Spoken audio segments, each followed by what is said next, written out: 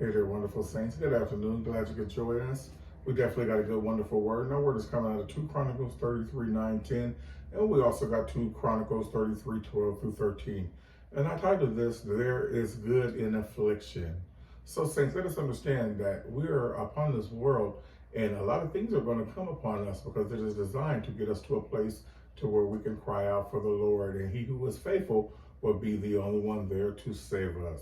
Now, the story that we have coming from now, Manasseh, who was the son of Hezekiah, when he reigned down in Jerusalem, there was a lot of things that he was allowing and letting, be done on his watch.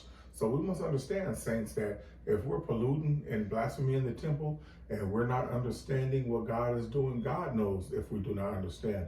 But if we're doing things just because we have the power and the ability to do it, that's one thing, but lack of understanding is another. So let's see how Manasseh, was doing what he did and what God did to rectify his behavior. In this manner right here, we can learn, why we go through things and why things are allowed to come upon our life, because it's to correct us and to get us in a place where we can cry out for Jesus so we can be delivered. So starting up here at 33, 9, and 10 of 2 Chronicles, so Manasseh made Judah and the inhabitants of Jerusalem to err and to do worse than the heathen whom the Lord had destroyed before the children of Israel.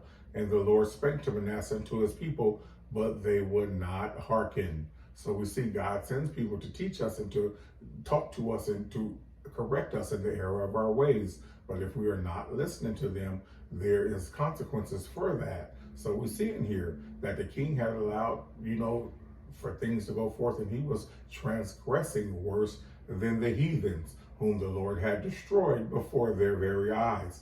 So we have to understand the compassion that the Lord has on our life and the grace that he has on our life, because these same people who was being destroyed in front of us, God didn't just simply destroy us when he could have, but instead he had compassion for us and he sent us through other measures. Now let's go and let's continue down here. Wherefore the Lord brought upon them the captains of the hosts of the kings of Assyria, which took Manasseh among the thorns and bound him with fetters and carried him to Babylon.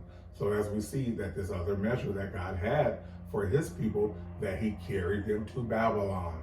He did some correction in them, and it was allowed for the host of Assyria to come down and to carry them in fetters and chains and take them up to Babylon. Now let's look at the things that happened while he was in Babylon. And when he was in affliction, he besought the Lord his God and humbled himself greatly before the God of his fathers and prayed unto him. And he was entreated of him and heard his supplication and brought him again to Jerusalem and to his kingdom. Then Manasseh knew that the Lord, he was God.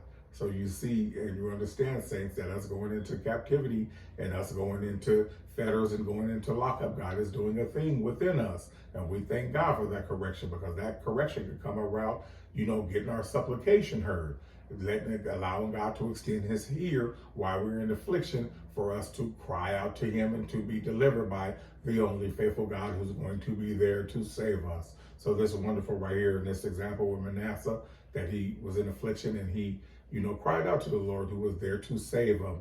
And then he knew that there was only one God. And this is beautiful right here. And this is a powerful message right here for us to understand, saints, that we're going to go through things, but the things that we go through is only designed to get us closer to the Lord, to cry out to the Lord, to, pray to the Lord so our supplications will be heard, and the Lord will deliver us. The Lord will bring us out, and we will have understanding when the Lord brings us out as well.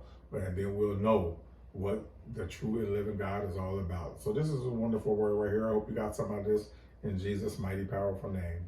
Amen.